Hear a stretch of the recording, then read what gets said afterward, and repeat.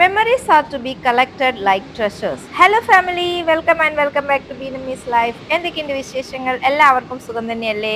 ഞാൻ ആദ്യം പറഞ്ഞതുപോലെ കൊച്ചു കൊച്ചു മെമ്മറീസ് ഒക്കെ കളക്ട് ചെയ്യാൻ വേണ്ടിയിട്ടുള്ള ഒരു കുഞ്ഞു യാത്രയാണ് ഇന്ന്. ഒരുപാട് ദൂരേക്കൊന്നും യാത്ര ചെയ്യുന്നില്ല കേട്ടോ. കോട്ടയത്ത് നിന്ന് കൊച്ചിയിലേക്കാണ് പോകുന്നത്. ബ്രോഡ്വേയിൽ ഒന്ന് പോകണം, കുറച്ച് ഷോപ്പിംഗ് ചെയ്യണം, അതും എൻ്റെ കസിൻസിന്റെ കൂടെ.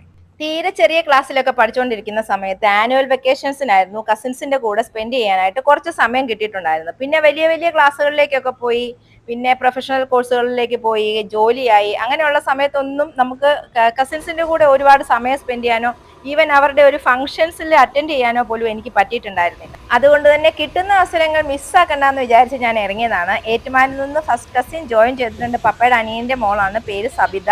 ട്രെയിനിലാണെങ്കിൽ നല്ല തിരക്കായിരുന്നു. ലേഡീസ് കമ്പാർട്ട്മെന്റിലെ ഫ്ലോറിൽ ഇരുന്നാണ് ഞങ്ങൾ യാത്ര ചെയ്തത്. പക്ഷെ ഞങ്ങൾ നന്നായിട്ട് എൻജോയ് ചെയ്തിട്ടുണ്ടായിരുന്നു കേട്ടോ. ഫസ്റ്റ് എക്സ്പീരിയൻസ് ആയിരുന്നു അങ്ങനെ ഫ്ലോറിലൊക്കെ ഇരുന്ന് യാത്ര ചെയ്യുന്നത്. ഞങ്ങൾ ബ്രോഡ്വേയിൽ എത്തിയപ്പോൾ മറ്റു രണ്ട് കസിൻസും കൂടെ വന്നിട്ടുണ്ടായിരുന്നു, അസ്നയും അൻസിയും. അവരും എൻ്റെ പപ്പയുടെ അനിയന്റെ മക്കളാണ്. ഞങ്ങളൊരു ഫംഗ്ഷന് വേണ്ടിയിട്ട് കുറേ പേർക്ക് ഒരേപോലത്തെ ഡ്രസ്സ് നോക്കാൻ വേണ്ടിയിട്ട് ബ്രോഡ്വേയിലെ ഹോൾസെയിൽ ഷോപ്സിലൊക്കെ വന്നതായിരുന്നു.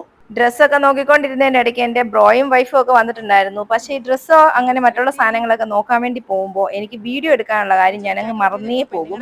ഞാൻ ഈ സാധനങ്ങളൊക്കെ ഇങ്ങനെ നോക്കി നോക്കി നടക്കുന്നതിനിടയ്ക്ക് വീഡിയോ എടുക്കുന്ന കാര്യം എപ്പോഴും എൻ്റെ ഏത് സമയത്തെ ഷോപ്പിങ്ങിന് ഒരു പ്രശ്നമാണ്, അങ്ങനെ ഞാൻ മറന്നു പോകുന്നത്. അതുകൊണ്ട് തന്നെ ഞാൻ എല്ലാവരുടെയും ഒന്നും വീഡിയോസ് ഒന്നും എടുത്തില്ല. കുറേ സാധനങ്ങളുടെയൊക്കെ മാത്രം വീഡിയോസ് എടുത്തിട്ടുണ്ടായിരുന്നുള്ളൂ. അത് കഴിഞ്ഞ് ഞങ്ങൾ കുറച്ച് ചെരുപ്പുകൾ നോക്കാൻ വേണ്ടിയിട്ട് അവിടെ ഒരു കടയിൽ പോയിട്ടുണ്ടായിരുന്നു. ചെരുപ്പിനൊക്കെ നല്ല റേറ്റ് കുറവായിരുന്നു. ഇവിടുത്തെ മിക്ക ഷോപ്സും ഹോൾസെയിലിന്റെ ഷോപ്സ് ആയതുകൊണ്ട് തന്നെ സാധനങ്ങൾക്കൊക്കെ നല്ല റേറ്റ് കുറവാണ്. നമ്മൾ ആദ്യമായിട്ടാണ് ശരിക്കും ബ്രോഡ്വേയിൽ ഇങ്ങനെ ഡ്രസ്സുകളും ചെരുപ്പുകളും ഒക്കെ ഇങ്ങനെ ഷോപ്പിങ്ങിന് വേണ്ടി വന്നിട്ടുള്ളത്. ഞാൻ ക്രിസ്മസിന്റെ സമയങ്ങളിൽ ക്രിസ്മസ് ഷോപ്പിങ്ങിന് വേണ്ടിയിട്ടും അതൊക്കെ കാണാൻ വേണ്ടിയിട്ട് വൈകിട്ട് വന്നിട്ടുണ്ട്. ഞങ്ങൾ എല്ലാവരും കുറേ ചെരുപ്പുകളൊക്കെ വാങ്ങി. ഞാനാണെങ്കിൽ നിഷേനെ വീഡിയോ കോൾ ചെയ്ത് കൊടുത്ത് കാണിച്ചിട്ട് കുറേ ചെരുപ്പുകൾ അവൾക്കും വേണ്ടിയിട്ടും വാങ്ങിയിട്ടുണ്ടായിരുന്നു.